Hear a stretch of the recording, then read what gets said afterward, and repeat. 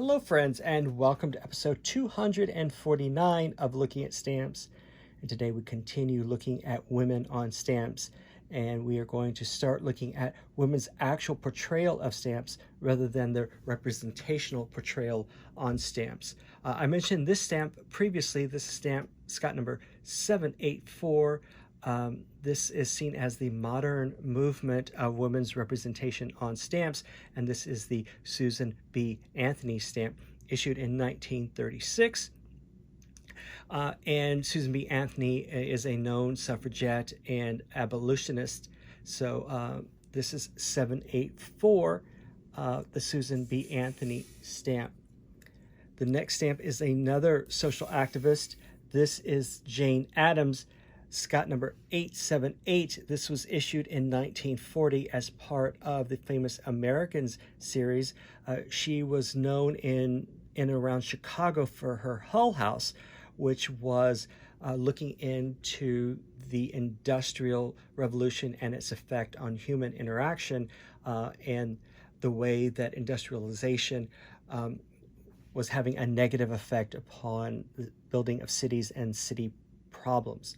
So that is Jane Addams 878, issued in 1940.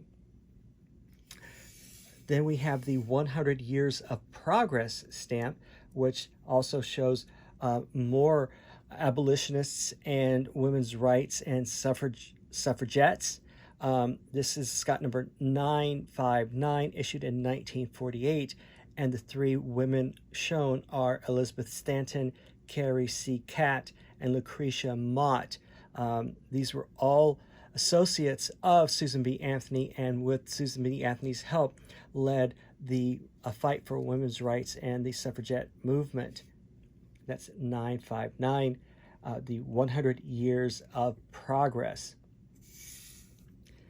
Then we also have another social activist. This is Moyna Michael, the founder of the Memorial Poppy. This is Scott number 977, and the Memorial Poppy is in reference to the poem In Flounders Field, which talks about World War I fallen soldiers. This stamp was issued in 1948, and Ms. Michael said that she was going to wear a red poppy every day for a year to remember the fallen soldiers in World War I. Once again, that red poppy is based upon the poem In Flanders Field. Then we have a reissue of a stamp that is 1051. This is the Liberty series, and it brings back Susan B. Anthony, who was the only woman, was the first woman, I should say, to be portrayed on a U.S. coin. And this was once again part of the Liberty series. This is the 50-cent stamp issued in 1955. One of the most popular, most influential women in the 20th century was Eleanor Roosevelt. This is Scott number 1236. And the interesting thing about this particular stamp, it was issued within 1 year of her death. So the 7-year moratorium on stamps issued after one's death was waived, and this was issued within the year of her death because of her influence in American politics and world politics.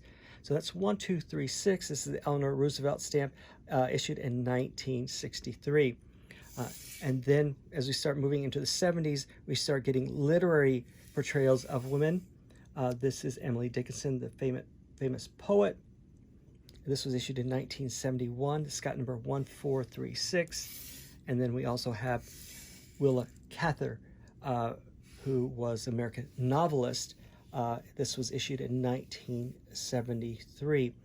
Now, I've shown two other stamps before, but these don't portray women. They just allude to women. One is the Mary Cassatt American Artist stamp. This was 1322. This was issued in 1966. And then we have the Grandma Moses stamp 1370, which was issued in 1969.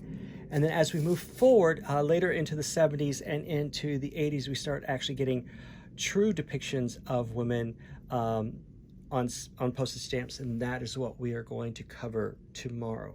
So once again, this gets us through 1973 and the representational portraits of women on American postage stamps. That's all the time I have for today. I'll talk with you tomorrow. Bye-bye.